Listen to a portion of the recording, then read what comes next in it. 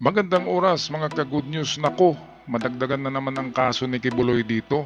Ito'y illegal detention of minors. Mga minors ito, mga batang napakabata pa. At dito malalaman mo na something fishy kasi mga maliliit na batang babae ito na magaganda. Dito sa dulo ng picture, dulo ng bidyong ito ay makikita nyo ang litrato ng mga bata na nakapatong sa lamesa.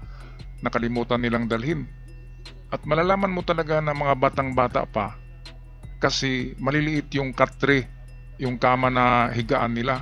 Kaya anong ginagawa ng mga bata sa 40 meters underground? Ito yung ito yung lugar kung saan na-detect ang heartbeat. Yun pala ay heartbeat ng mga bata. At nang malaman nila na puntahan na ito ni General Torre, ay itinago nila ang mga bata.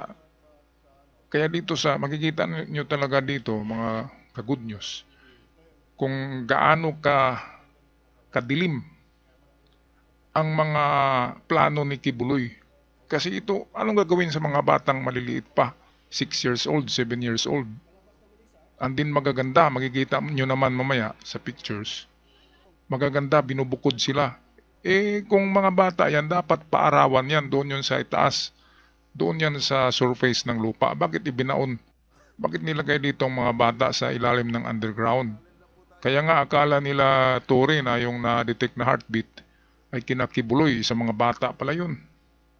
Kaya si Tori mismo ang nagsabi na ang mga bata na yun ay mga alay daw.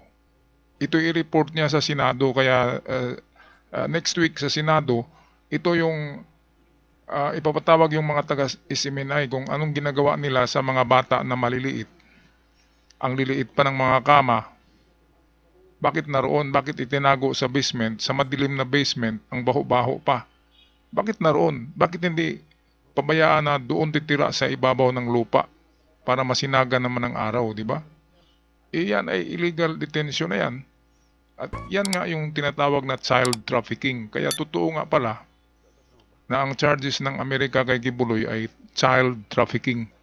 Siguro dito galing yung mga bata na yun na maliliit, dinadala sa Amerika. Ay naku, kaya panoorin na lang natin ang bidyong ito. Ano yung mga cables? Mga electrical cables. So, ito pong sa ito, doon sa may ilaw na yan, part na po yan ng kingdom. Grabe yung mag-wiring dito kung sakali magka-diferensya. Paano ma-monitor yan, sir? Naano na po yan. Computerize kaya na. Opo, dumaan po lahat ng testing before the final naman yung ginagano connection. Dididikit lang. Ito yung wirings ito ng Kingdom. Ito yung underground ng Kingdom. Estimated na lalim nito ay nasa 10 meters down.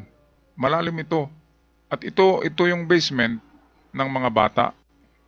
Hindi ito basement, talagang underground ito. Ito yung lugar kung saan na-detect ang heartbeat. Na 8 ka-heartbeat. Yun pala ay sa mga bata yun. At ito, nagkalat pa yung mga gamit. Parang bagong itinakbo siguro, ipinuslit. At mahalata mo na sa mga bata kasi yung mga damit, maliliit, ganyan na nakahangir dyan. No? At bakit mo itatago ang mga babaeng bata na magaganda? Diyan nila pinalalaki ang daming kwarto. Parang parang ginaya niya yung sa Russia na mga bata pa lang tinitrain na. Sa anong training? Iba yan ang liliit ng katrio. Mga batang babae yan. Mamaya matamaan yung picture diyan sa gilid. Makikita nyo magagandang bata. Kaya siguro bata pa binibrainwash na. And then pag medyo dalaga na ay ialay na. Yan ang sabi ni naalay daw yung mga dalaginding, sabi ni General Torre. Kaya nakarumal-dumal talaga ito. Kasi ang dami-dami Bakit walang batang lalaki diyan kung ano lang yan? Kung hindi yan ginawang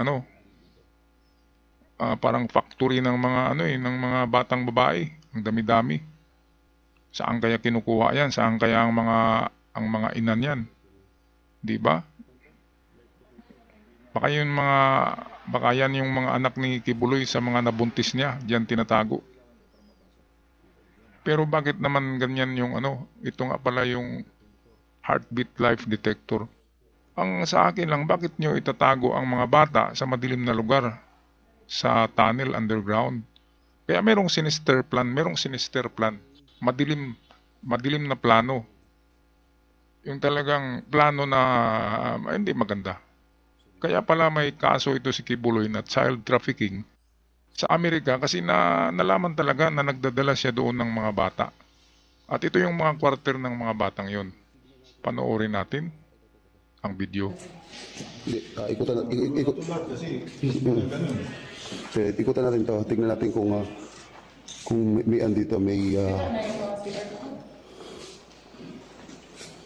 ito. Kwarto yung mga girls. Lahat na lang ito, puro babae. Ayan ang mga bata. Quarters to ng mga babae. Batang babae, hindi babae ha. Batang babae. Dito makikita yung litrato dito. Dito post natin. Ito. Ba't walang ilaw dito, sir? Tulad ito. Yun nga. Hindi ka lang tulad ito. Magtanga ka, bakit walang ilaw yung mga bata ang nandyan? Yung hinahanap nila. Hindi livable ang lugar kasi basement yan eh. Walang preskong hangin dyan, hindi maganda dyan. Bakit tinatago ang mga bata? Dapat imbestigahan ito ng Senado. Ayun. Diga, ayun ha. Narito yung mga bata Nahagip din. Saan sila nag-drill? Okay. Eto, ayan. Ano sa tingin nyo yan? 6 years old pa lang ang mga yan at ang gaganda Parang mga foreigners, di ba? O baka kumuha si Kibuloy sa Amerika ng mga bata, dinala dito. Mga mistisahin kasi ito Mga bata pa, lagot si Kibuloy dito. Kasi napicturean ito ni nabidyohan ito ni General Torre. Sabi nga ni General Torre dito, sa huling part ng video na meron siyang i-report na mga batang alay na dalaginding pa nandyan sa basement. Kaya panoorin natin ng video, lagot na si Kibuloy dito. Lalong madagdagan. Child trafficking, child abuse, abuse of the minor, nako. Sobrang death sentence ito. Stock room. Naalala ko tuloy ng Bible study ako, ganito higaan ko. Double deck din. Ang nag-scale ka ng Bible. Oo na. Sir, dali. Ito na. Pakinggan natin. General Mayong Buntag, sir. Okay? Magsasama ako ng mga media na mainstream. Sir, how positive are we nga naagit si Pastor Apollo Kibuloy? Nandyan yan. Tinatago lang nila may isang lugar dyan na talaga namang nagsisignal pa si Carlo Catiel ng ganun, sabay biglang may babagsak na maghihimatay. Hindi sinasabi mo totoo Kitang-kita naman kanila sa camera Kitang-kita yung senyas ni Catiel, sabay bagsak ng tao sa harap ko. Anong klase yun? Sir, sinasabi mo Kaya naman nakakita ng ganung klase yung mga kalokohan. may radar, sir. Anong ibig sabihin nun, sir? Meron tayong life detector na ginagamit natin pag nag-collapse sa mga structures. Okay? Dati sniffing dog ang ginagamit natin para malaman kung may tao. Sa ngayon, meron tayong equipment dyan na pag inilagay natin dyan sa mga semento, malalaman natin kung sa kabila niyan may tao. Realize siguro ni Pastor na hindi kami aalis dito habang hindi namin siya nakukuha o ang kanyang mga kasamahan. Nasa kanila na lang yan Alam niyo, nakita namin, we will publish the rooms ng mga kwarto ng mga bata nila, ng mga anak nila, ng mga alay nila. May mga bata sa sulod, sir? Alay. May mga kwarto ng mga bata.